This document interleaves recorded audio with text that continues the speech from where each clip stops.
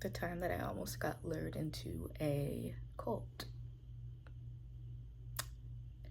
A cult disguised as a Christian church. This was a wild time, and it lasted for like a month, about a month or so. So I was 18. This was like a decade ago when I went to community college. It was one of those club days where you sign up for different clubs, like, I don't know, the guitar club, the ballet club, cooking club, and then there was a Christian one. And I saw a sign on the wall, and there was these, I think, two girls or one or two girls who were by the sign, and they were like, we're gonna get deep into the Bible. This is gonna be Bible based. This is gonna be the real truth of what God has in store for us. And we're all sisters in Christ. Sister, they kept calling each other sister. Or another thing that they would always say is like seeking the kingdom. Like, I'm like, yeah, we need to seek the kingdom. And I decided to go to a Bible study. It was me. Two other girls didn't show up. So it was me who I guess was, whatever, if it's a thing, they take advantage of the most vulnerable looking person, and they found me. And I went to a Bible study, and this chick, I thought everybody was really nice and really accepting and open, and I thought, oh, cool. I found a church where there's different ethnicities, different people, different backgrounds, and then it just got really bizarre. The first two times, I don't think it was. We were just going over the book of John, and I thought that was really fun and interesting. And I got invited to like a Bible walk or something, and then at first I was like, a Bible walk? I mean, I'm still leaving. I mean, if that's what you want to do, you do it. But it was just bizarre. It was like the second day, and then they started to get more like open about certain things they believe in. They're like, oh, we don't believe in kissing till marriage, and not even holding hands. Which I'm like, you know what? If that's what you believe, and that's what your beliefs are taking you, then so be it. But I didn't think of anything bizarre, because I'm like, okay, they're still a little more conservative. So I think the third day, there was the girl that was helping me. I don't know if I should trace back to my steps. I think, no, that same day, the girl who was speaking to me, she was talking about their church and how amazing it is, and how people have left a life filled with sin, and they changed their ways completely. And she's like, some people will say that this is a cult, and in my mind I'm like, why would they think this is a cult? This seems like a really nice, open, giving place. And I don't know, this seems like a really nice church to go to. I did not go to the service yet though, so I just thought, oh, everybody seems so nice and inviting. And I think like 3 or 4 days later, she moved, or she said she moved to somewhere. I'm not gonna say where, as I don't even know, and I'm not gonna put people's information out like that. So then another chick got replaced. I don't know what that was about. It was a new chick. I'm gonna say her name's Lexi. Lexi, she just seemed a little, I don't know, a little psycho.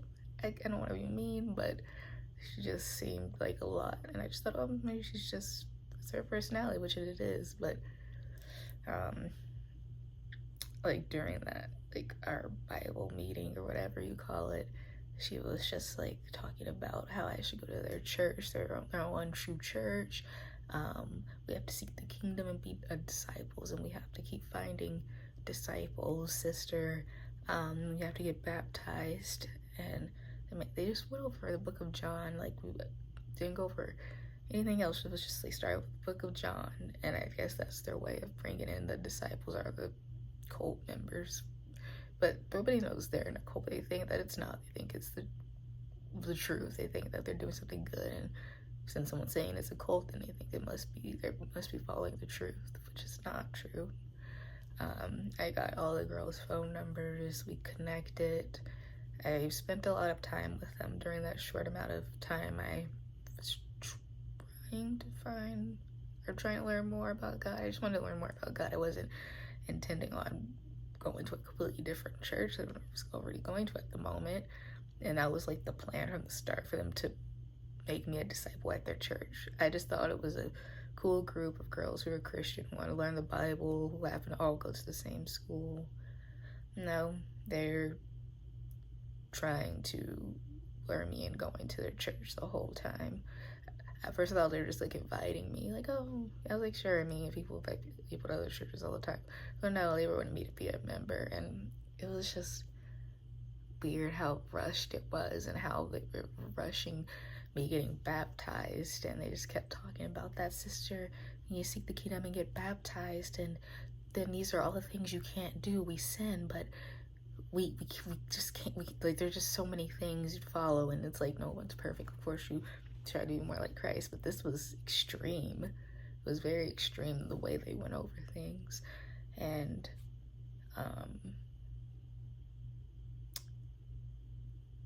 when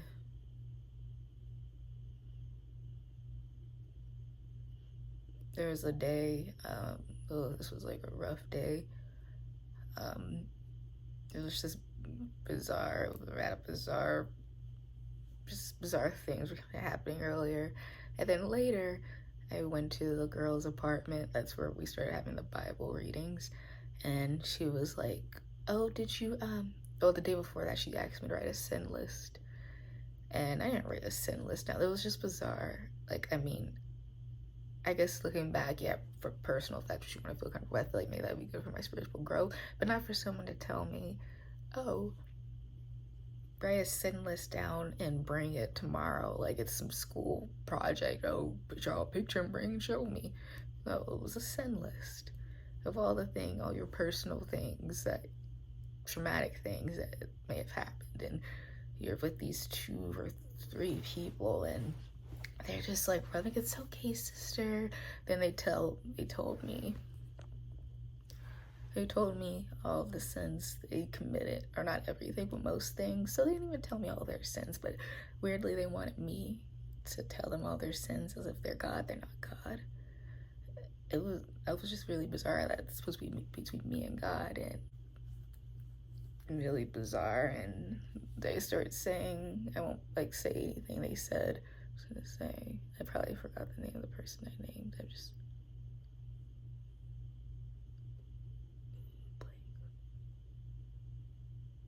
Lexi, okay. So let's just say the friend is Jamie. Why should it actually be Jamie? Actually, I don't know. She like admitted to some interesting things, and I'm not judging, but it was just, I felt very uncomfortable during that moment, and I wanted to leave. I did not want to be there. I think I almost admitted all my sins to those people, and it was very uncomfortable, and it's very weird. It was just like a whole process. All these things they were doing were basically, I'm pretty sure, steps that they were supposed to go over with me, like the step 1, step 2, step 3 of getting me baptized at that church / cult. And I remember during that night, it might have been that night, or it might have been 2 days before, I went to a church service, and the church service was weirdly in a hotel. Not a hotel room, but like a hotel lobby, which was bizarre. Maybe it isn't. I guess some people still find church homes, but it just felt bizarre. And I remember the night before, I could not sleep. I was thinking, oh my gosh, I'm this terrible, sinful person. I need to tell everybody at the other church I go to come to this church, because I can't do this, blah, blah, blah. I'm a sinner. I need to seek the kingdom. And it was bad. I probably almost had nightmares. And then I remember the next day I went. The church didn't have instruments, which do, but I know it's like all other churches don't, and they just clap, which is cool, I guess, but that seems kind of culty to me too. And I remember like after that service, I think the whole service was basically about don't listen to, forget everything that your old churches have taught you. And which I found really bizarre. They were just talking about that, about how they don't go to their other church, and this is the truth. This is the kingdom, we're disciples. And I remember like my legs started randomly shaking out of control for like a couple of seconds. Like when we sat back down like in the middle of the service, and I was just like weirded out by it. I don't know what that meant, but it was just like uncontrollable. I've shaken before due to anxiety, but this was like weird. It was like just like that. And then after the service, I guess.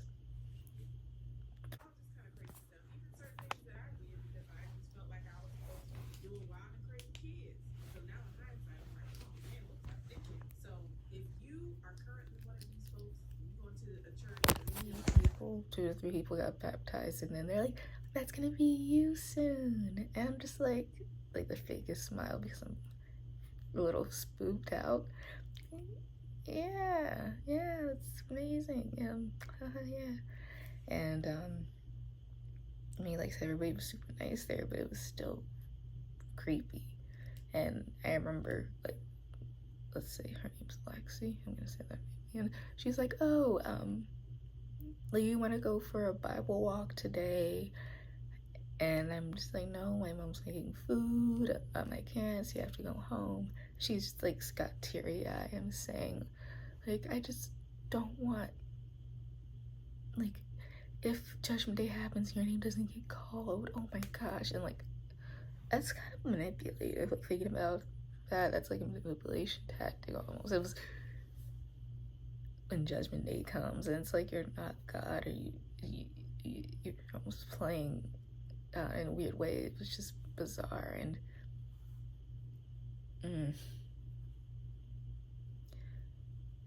it was just very scary. And I texted her like a lengthy message, and she's like, "Well, do you want to pray about it? Do you want to come to another Bible meeting to pray?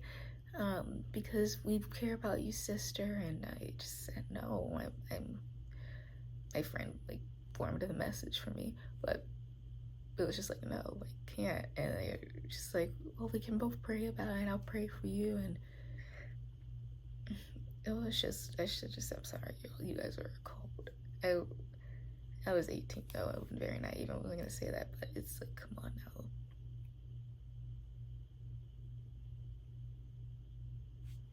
I think the first thing I noticed about the church is that there was no music, no instruments. Everybody was just clapping, and I thought, oh, maybe that's just for the specific service. Because the first one I went to, I actually scratched that the Sunday one was not the first one.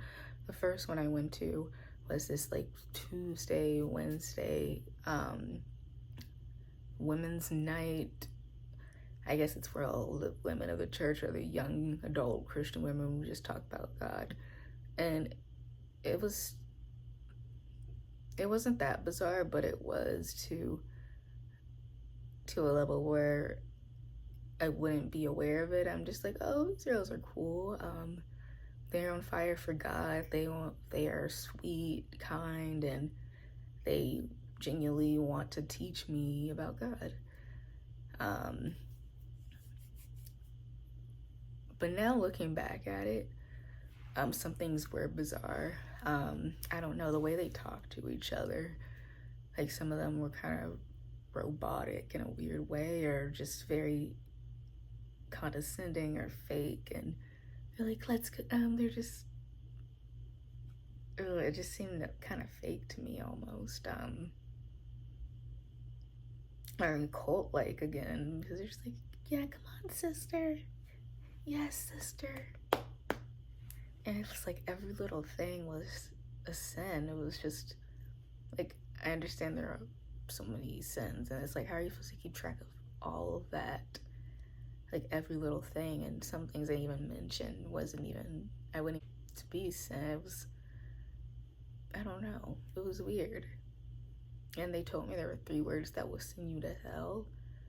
I forgot well, I think no. Oh, they told me one of them was why. She didn't tell me the other ones.